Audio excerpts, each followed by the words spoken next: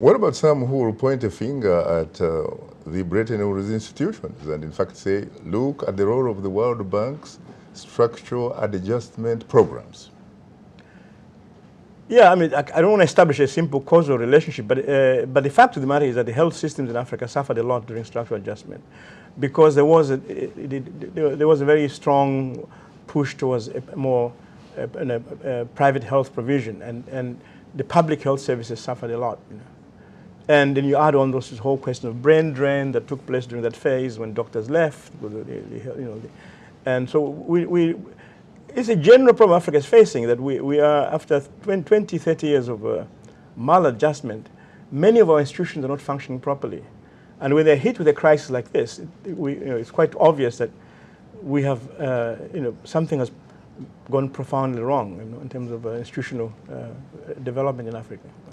Well, Shaka, from what I have gathered from both journalists and health officials, as well as officials of government in the region and on the continent, they seem to appear that criticisms are being leveled against the leaders of these nations because, one, they appear not to build infrastructure in terms of health infrastructure to handle such instances of outbreak.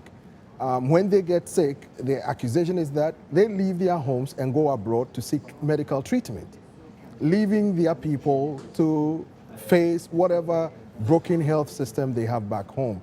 And that is one of the accusations. And secondly, some of these countries deny if there is any outbreak at all. First they deny, then they come up and tell you there are solutions being implemented to ensure that some of these issues are resolved. But then when you ask the doctors and health groups that are in the country, as well as civil society groups, about what pragmatic measures the government have been putting in place to resolve these issues, they tell you there's none in existence.